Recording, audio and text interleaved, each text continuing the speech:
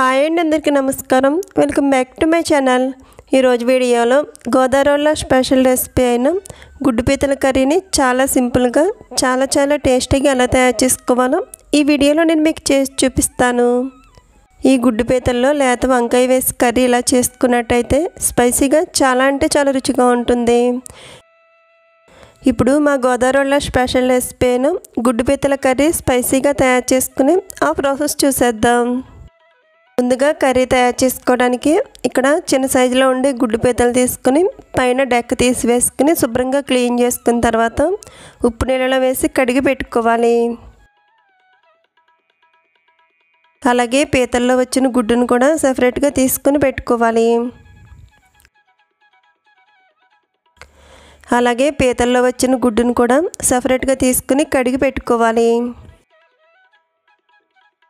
కడిగి పెట్టుకున్న పీత ముక్కలను ఒక పాన్లోకి తీసుకుని అందులో పావు టీ స్పూన్ దాకా పసుపు వేసుకోవాలి. అలాగే 1 స్పూన్ దాకా ఉప్పు వేసుకోవాలి.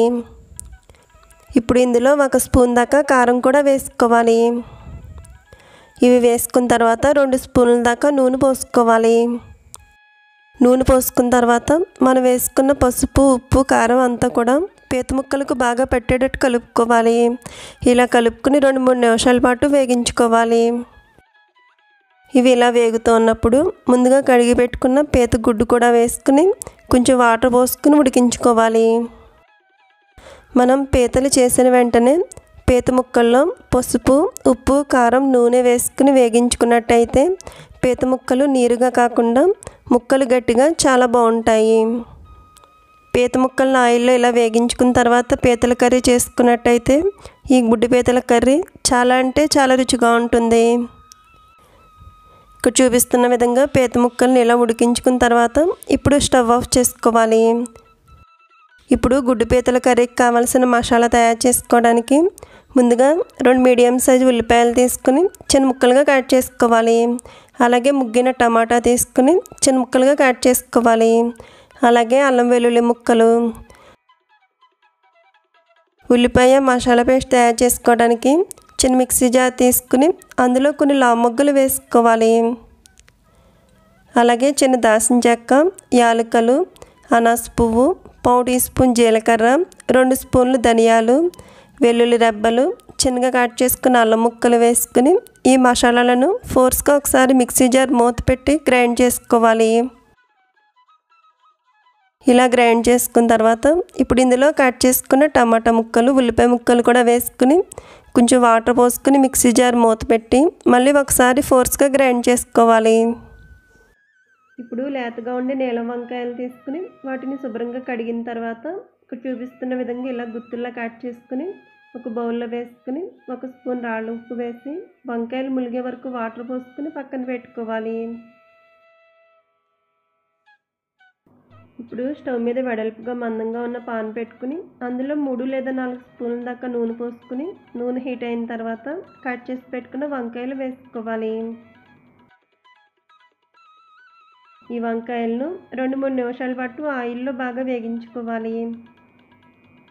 వంకాయలు ఆయిల్లో బాగా వేగి ఇలా కలర్ చేంజ్ అయిన తర్వాత వీటిని బౌల్లోకి తీసుకుందాం.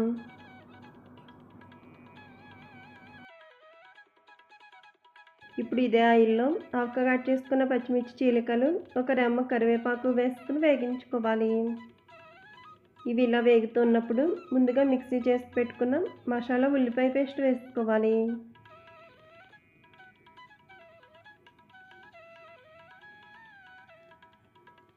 ఇప్పుడు ఈ మసాలా ఉల్లిపాయ పేస్ట్ను పచ్చివాసన పోయే వరకు ఆయిల్లో బాగా వేగించుకోవాలి.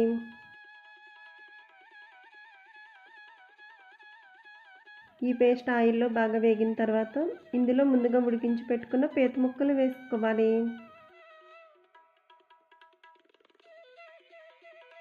ఉడికించి పెట్టుకున్న పీత ముక్కలు వేసుకున్న తర్వాత ఇప్పుడు ఒకసారి కలుపుకుని మూత పెట్టి 2-3 నిమిషాల పాటు మగ్గించుకోవాలి.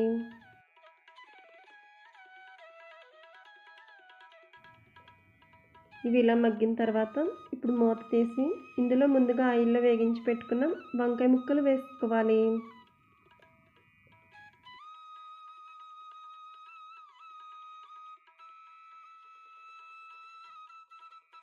అలాగే టేస్ట్కి సరిపడా రాళ్ళ ఉప్పు వేసుకోవాలి.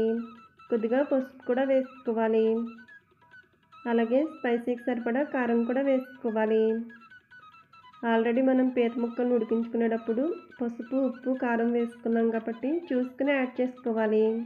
ఇవి అన్నీ వేసుకున్న తర్వాత ఇప్పుడు ఒకసారి కలుపుకుని మూత పెట్టి మగ్గించుకోవాలి. 2-3 నిమిషాల పాటు వీటిని మగ్గించుకున్న తర్వాత ఇప్పుడు మూత తీసి ఇందులో అర గ్లాస్ దాకా వాటర్ పోసుకోవాలి. ఈ పీత ముక్కలు ములిగే వరకు వాటర్ పోసుకోవాలి. వాటర్ పోసుకొని ఒకసారి కలుపుకొని మూత పెట్టి మంటను హై ఫ్లేమ్లో పెట్టుకుని 20 నిమిషాల పాటు ఉడికించుకోవాలి. చూపిస్తున్న విధంగా పీతల కర్రీ ఇలా ఉడికిన తర్వాత ఇప్పుడు మంటను లో ఫ్లేమ్లో పెట్టుకుని మరో 5 నిమిషాల పాటు ఉడికించుకుని స్టవ్ ఆఫ్ చేసుకోవాలి. ఇలా వండినట్టయితే మా గోదావరిలో స్పెషల్ రెసిపీ అయిన గుడ్డు పీతల కర్రీ స్పైసీగా రెడీ అవుతుంది. ఈ ప్రాసెస్లో చేసినట్టయితే ఈ గుడ్డు పీతల కర్రీ స్పైసీగా చాలా అంటే చాలా రుచిగా ఉంటుంది. సో ఫ్రెండ్స్, ఈ వీడియో నచ్చితే లైక్ చేయండి. అలాగే మీ ఫ్రెండ్స్ అండ్ రిలేటివ్స్కు షేర్ చేయండి. Thank you for watching video friends.